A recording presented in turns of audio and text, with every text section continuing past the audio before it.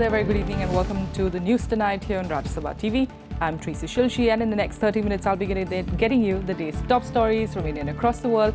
Let's start with the headlines.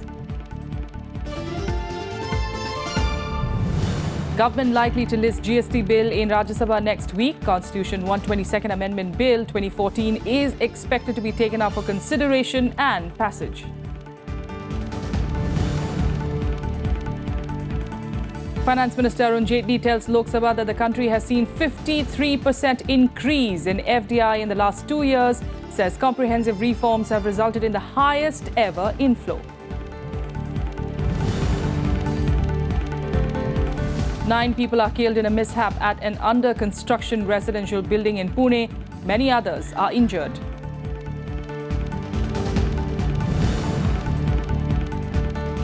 And Hillary Clinton accepts the Democratic Party's nomination to run for US presidency, calls for unity and promises to make the United States a country that works for everyone.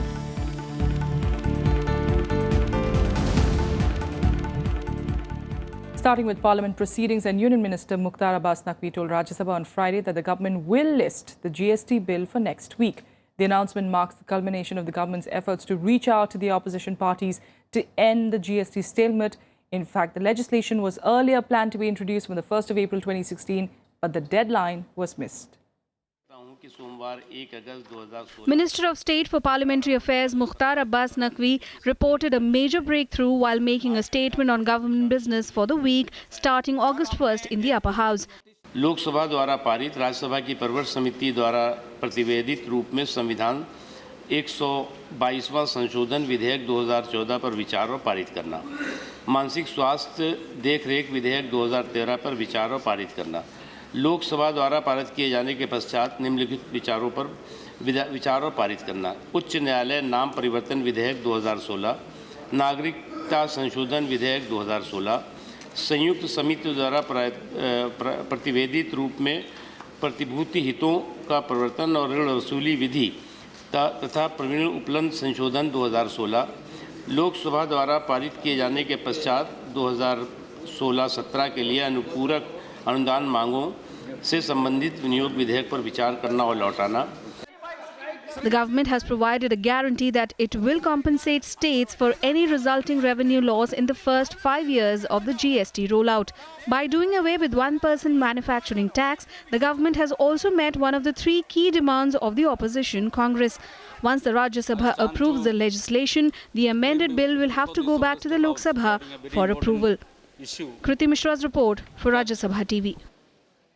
Meanwhile, opposition parties in Rajya Sabha today raised the issue of rampant unemployment. Sharp verbal exchanges were witnessed between the government and the opposition parties, leading to disruption of proceedings during zero hour. Here are the details. Raising the issue during zero hour, JDU MP Sharad Yadav cornered the government for its inability to combat the menace of unemployment. The Congress and the CPIM were quick to associate with the JDU leader in slamming the government over the issue of unemployment. भारतीय भाषाओं में जो पढ़ाई करता है, चाहे वो कन्नड़ हो, चाहे वो मलयालम हो, चाहे वो बंगाली हो, चाहे वो गुजराती हो और चाहे वो हिंदी हो, और बहुसंख्यक जो नौजवान हैं वो इन्हीं भाषाओं में वो अपना एजुकेशन लेता है. वो ज़्यादातर सरकारी स्कूल है. हालात ये हैं कि देश में इतनी विकट समस्या है ये कि इस पर सरकार की तरफ से भी, और मैं कहना चाहता हूँ कि आपकी तरफ से वादा था 2 करोड़ लोगों को हर बरस रोजगार देंगे. 1% of the youth joining, forget the backlog. This is the 1% of the youth joining, and the other point is made is very correct. Sir, only less than 7% of the labor force in India is organized labor. That is permanent jobs. 93% plus are on casual, contract, temporary jobs. No loss for them. No loss for them. This is a very important issue. Therefore, please associate. ये एक बहुत गंभीर विषय है. स्थिति जो देश के अंदर है युवा पीढ़ी में वो बहुत हताश है, क्योंकि रोजगार पैदा नहीं हो रहा, रोजगार दिया नहीं जा रहा, रोजगार टूट रहा है. ये बात कहने से नहीं होगी. के made in India, Notice your startup sir. India, You can give notice. अरे स्टैंड अप तो मोदी जी को Honorable Deputy Chairman, sir. तो वायदा दिया था हिंदुस्तान के नौजवानों देखिए, को Honorable 2 करोड़ Deputy Chairman, रोजगार। sir. MOS Parliamentary Affairs Mukhtar Abbas Naqvi sought to assuage the apprehensions of the opposition parties and spelled out the government's schemes tackling unemployment. He also charged the opposition Congress of deliberately painting a gloomy picture. प्रधानमंत्री नरेंद्र मोदी जी के नेतृत्व में चाहे startup India हो, चाहे stand up India हो, चाहे make in India हो, हर क्षेत्र में रोजगार और रोजगार के अवसर बढ़े हैं। देश में विश्वास है और देश में जो है वो देश में एम्पावरमेंट का माहौल है, इससे हम आपको कहते हैं। Naqvi's assertion irked the opposition members as they raised the pitch against the government. The SP, the JDU and the Congress members trooped into the well, compelling the chair to adjourn the House till noon. House is adjourned up to 12:00 hours. Adjourned up to 12:00 hours. When the House reassembled, MOS Parliamentary Affairs Mukhtar Abbas Naqvi clarified that he had not said anything unparliamentary but withdrew the name of the opposition party. ये बात कहीं से आई थी कि नरेंद्र मोदी जी के नेतृत्व में देश हताश निराश है, तो हमने ये कहा था कि देश में किसी तरह की हताशा निराशा नहीं है। ये देश वीरों का देश है, ये देश जो है वो बहादुरों का देश है और हर परिस्थिति में देश आगे बढ़ा है और मोदी जी के नेतृत्व में भी आगे बढ़ रहा है। जहाँ तक प्रश्न है हताशा निराशा का, मैंने कहा था कि हो सकता है कुछ नाम लेके एक पार्टी का कहा था और मैं उसको अपना वापस लेता हूँ, उस पार्टी का नाम हमारी बात से हटा। The questioner was then allowed to be taken up. Kriti Mishra's report for Rajya Sabha TV. Home Minister Rajnath Singh has assured that the guilty will be dealt with severely in the case of the 2 Muslim women being beaten up in Mandsaur in Madhya Pradesh. He also lauded the state government for its prompt action. Union Home Minister Rajnath Singh today lauded the Madhya Pradesh government for its prompt and effective action in the case of some Muslim women being assaulted on suspicion of storing cow meat. He also assured the House that the guilty would not be spared. Rajnath Singh was replying to a debate on the issue. उस घटना के संबंध में हमारी मध्य प्रदेश सरकार ने त्वरित कार्रवाई की है और प्रभावी कार्रवाई की है अध्यक्ष महोदय, और पूरे मामले की जांच हो रही है और मैं ये विश्वास दिलाना चाहता हूं पूरे सदन को, इसमें इंसाफ होगा, न्याय होगा और जो दोषी होंगे वो बख्शे नहीं जाएंगे। Earlier, Congress leader Mallikarjun Kharge raised the issue during 0 hour. He also said that atrocities against Dalits were on the rise. Every 18 minutes, a crime is committed against the Dalit. Every day, 3 Dalit women are raped. 2 Dalits are murdered. 2 Dalits houses are burnt in India. 11 Dalits are beaten.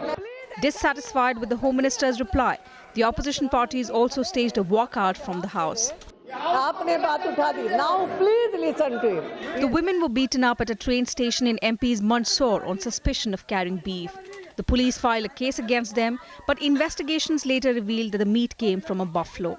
With inputs from Pranav Goswami and Ravindra Sharan, Bureau Report, Rajya Sabha TV. Meanwhile, Finance Minister Arun Jaitley informed Lok Sabha on Friday that the government was able to attract a lot more foreign funds in the last 2 years by introducing comprehensive reforms.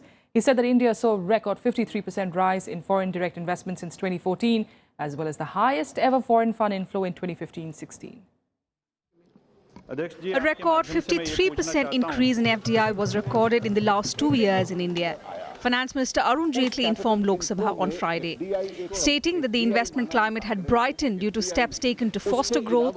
Jaitley stressed that comprehensive reforms had resulted in the highest ever FDI inflow. External commercial पिछले 2 वर्षों में जो FDI component है वो 53% increase हुआ है। It is a record highest. उसके अलावा दूसरे इसके कंपोनेंट हैं portfolio investment, external commercial borrowings, borrowing from multilateral agencies, जो हमें जब देश में पूंजी की कमी होती है तो बाकी लोगों से उधार लेना पड़ता है। वो उधार लेना आज वो आवश्यकता नहीं पड़ी और इसलिए वो संख्या कम हुई है, एफडीआई की संख्या बढ़ी है और इसलिए नेट कैपिटल इनफ्लो कम है क्योंकि उसमें जो उधार हम लेते थे वो कम हुआ है, एफडीआई कंपोनेंट बढ़ा है। Responding to a query on how much money foreign investors would have taken by way of dividends and royalties, Jaitley clarified that investors do not make investments for charity. A small savings यानी गरीबों का small जो छोटे बचत करने वाले हैं, इन लोगों का जो बचत है वो देश के अभिवृद्धि में आ जाए। अगर आंकड़े देखते हैं स्मॉल सेविंग्स का इंटरेस्ट रेट जो है और अपने इन्फ्लेशन जो रेट है, अगर ये देखेंगे तो नेगेटिव महसूस होता है। स्मॉल सेविंग्स को बढ़ावा देने के लिए सरकार के पास क्या योजनाएं हैं, क्या कुछ सोचा है? वो जो इन्वेस्ट करेंगे, स्वाभाविक है कि अगर प्रॉफिट होगा तो उनको भी डिविडेंड मिलेगा, स्वाभाविक है कि कोई टेक्नोलॉजी ट्रांसफर करेगा तो उसको भी मिलेगा। मुझे लगता है कि कोई इन्वेस्टर चाहे डोमेस्टिक हो या विदेशी हो, वो उसमें डिविडेंड की या चार्जेस की अपेक्षा करे तो ये कोई बिजनेस नियमों के विरुद्ध में नहीं है, देश के कानून के विरुद्ध में नहीं है। अगर हम कहेंगे कि कोई प्रॉफिट ले ही नहीं सकता तो फिर कोई निवेश ही नहीं करेगा इस देश के अंदर। Jaitley also emphasized that apart from opening many sectors for foreign direct investment, related conditionalities have also been smoothened by the government. For this, he cited the example of the ease of doing business initiative of this government. With Pranav Goswami and Ravindra Singh Sharan, Bureau Inputs, Rajya Sabha TV. With a quick break here, we'll be back with more national international news in a bit. Stay with us.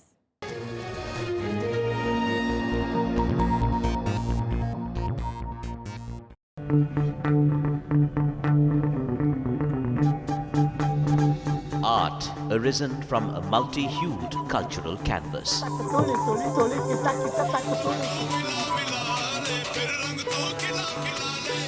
Tradition and cultural fervour dating back centuries.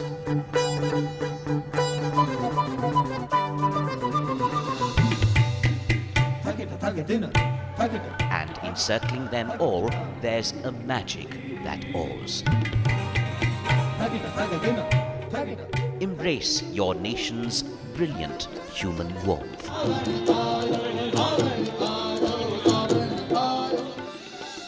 Watch Colours of India, Sundays at 9:30 p.m. on Rajya Sabha television.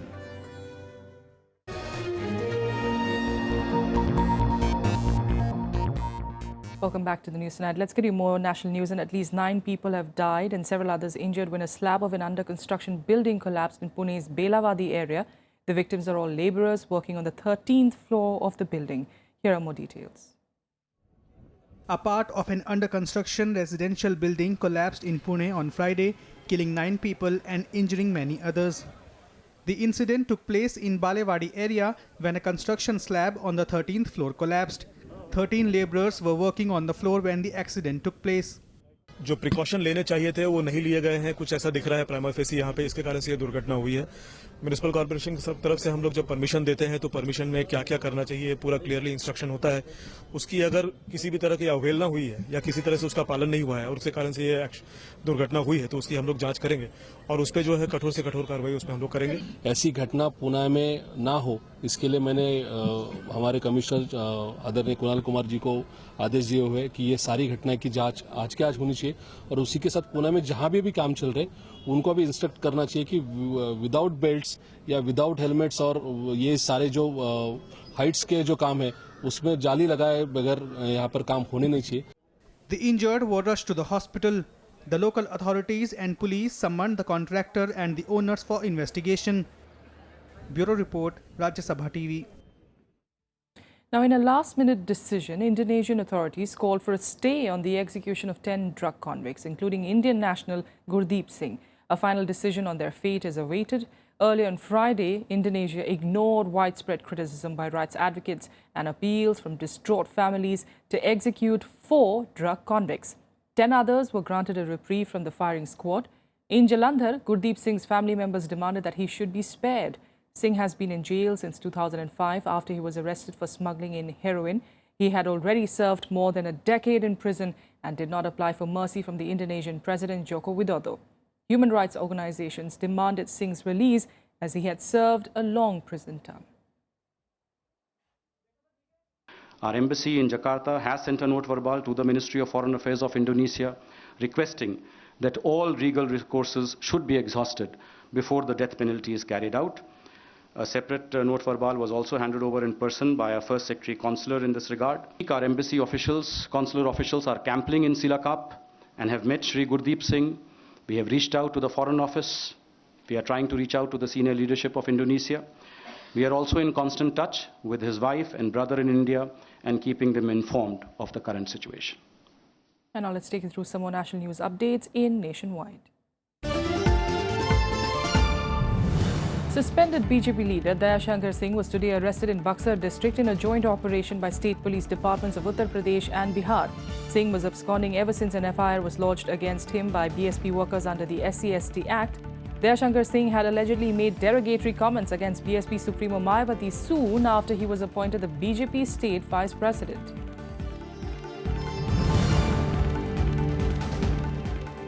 Delhi Chief Minister Arvind Kejriwal and Aam Aadmi Party leader Sanjay Singh were today granted bail by a local court in connection with a defamation case.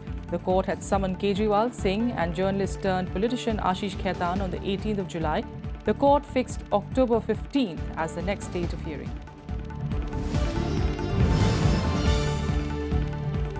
Banking operations came to a halt today across India as employees of 40 private and state-run banks went on a strike against the central government. The bankers are opposing the government's proposal to merge State Bank of India's associate banks with itself.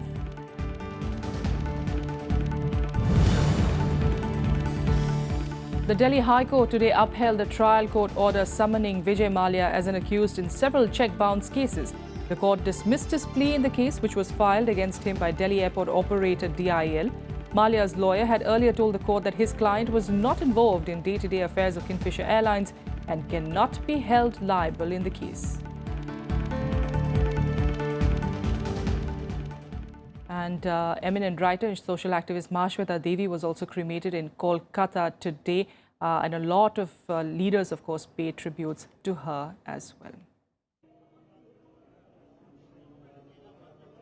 And now international news, and Hillary Clinton officially accepted the Democratic nomination for presidency at the party's convention in Philadelphia. In her speech, Clinton urged voters to unite against the divisive policy ideas and combative politics of the Republican nominee, Donald Trump. Hillary Clinton accepted the Democratic Party's nomination to run for president with a call for unity and a promise to make the United States a country that worked for everyone. Speaking on the final night of the Democratic National Convention in Philadelphia, Clinton, the first woman nominated by a major party, said the country was at a moment of reckoning and faced challenges both at home and abroad. A country where the economy works for everyone, not just those at the top.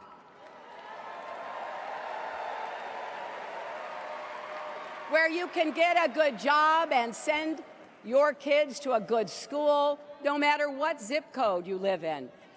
A country where all our children can dream and those dreams are within reach.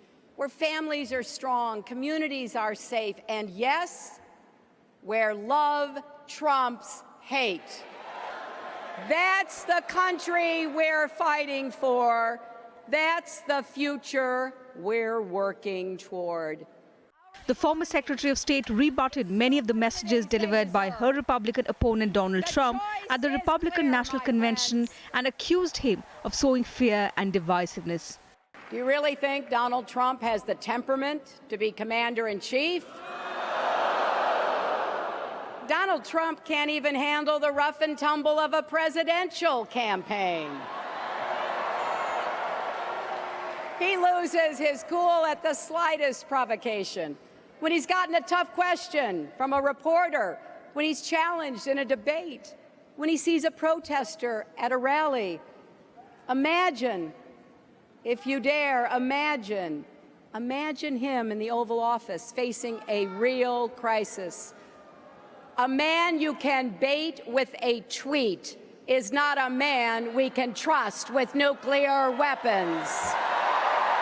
On the final night, several Hollywood and sports personalities also pledged their support to Hillary Clinton. Legendary basketball player Kareem Abdul-Jabbar mocked Trump and accused him of racial insensitivity and religious discrimination. Hello, everyone. I'm Michael Jordan, and I'm here with Hillary. I said that because I know that Donald Trump couldn't tell the difference. The four-day Democratic Convention saw strong endorsement for Clinton from US President Barack Obama, Vice President Joe Biden and First Lady Michelle Obama. Clinton is vying to become the first woman president of the United States, but faces a tough fight from business tycoon and Republican nominee Donald Trump for the November 8 election. Bureau Report, Rajya Sabha TV. And here are some more international news updates in Global Buzz. 2 U.S. police officers were shot at and in the city of San Diego on Friday. Police had taken the suspect into custody and is searching for another possible suspect. While one police officer is reported to have died, the other has been injured severely. The police have questioned and requested people to stay indoors and avoid surrounding the area of 3800 Boston, where the incident took place. Syrian jihadist group Jabhat al-Nusra has announced its separation from the Al-Qaeda. The new name of the group would be now Jabhat Fateh al-Sham. The leader Abu Muhammad al-Jilani in his first recorded message said that the move was intended to remove the pretext used by the US and Russia to bomb Syria.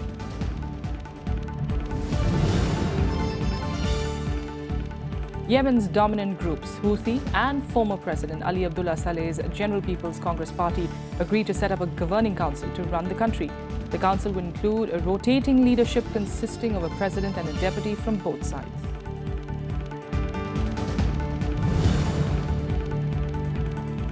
Pope Francis visited Auschwitz-Birkenau death camp where Adolf Hitler's forces killed more than 1 million people, most of them Jews. As an Argentine, he is the first pope to visit Auschwitz. The Pope expressed sorrow in silence, mourning the victims in quiet prayer and meditation. This is his third day of the Pope's 5-day visit to Poland.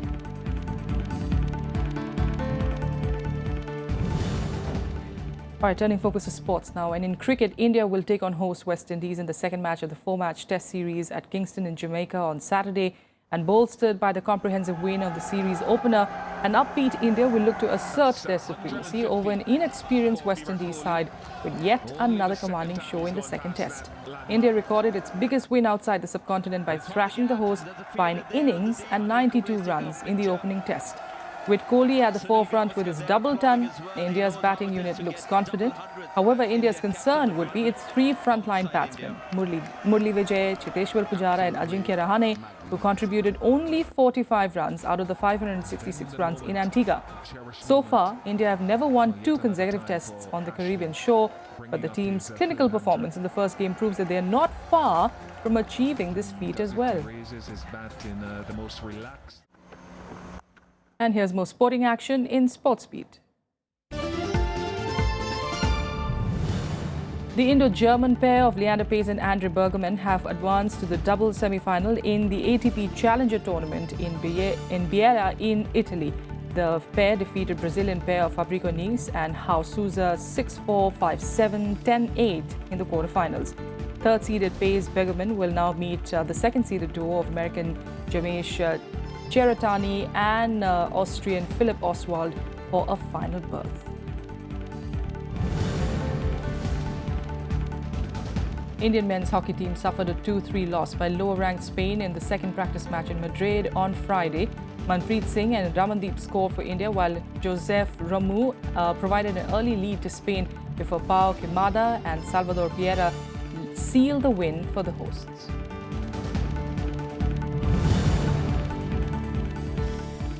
Germany captain Bastian Schweinsteiger has announced his retirement from international football.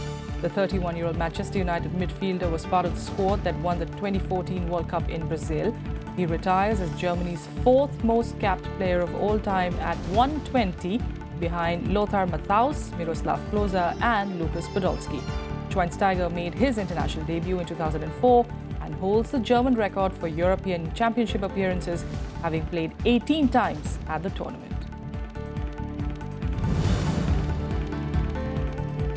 Novak Djokovic, Milos Raonic and Thomas Berdych have advanced to the quarterfinals of the Rogers Cup in Toronto. Djokovic defeated Czech qualifier Radek Stepanek 6-2, 6-4, while Raonic eased past Jared Donaldson 6-2, 6-3, and Thomas Berdych beat Ryan Harrison 6-4, 6-7, 6-4 in the third round. The Australian Olympic delegation has laid down strict security rules for its members during the Rio Olympics, including not entering any favela in which 1/4 of the city's population lives. The delegation has taken a blanket measure in an attempt to protect its athletes during the competition. Rio de Janeiro has witnessed high incidents of crime, including pickpocketing and armed robberies.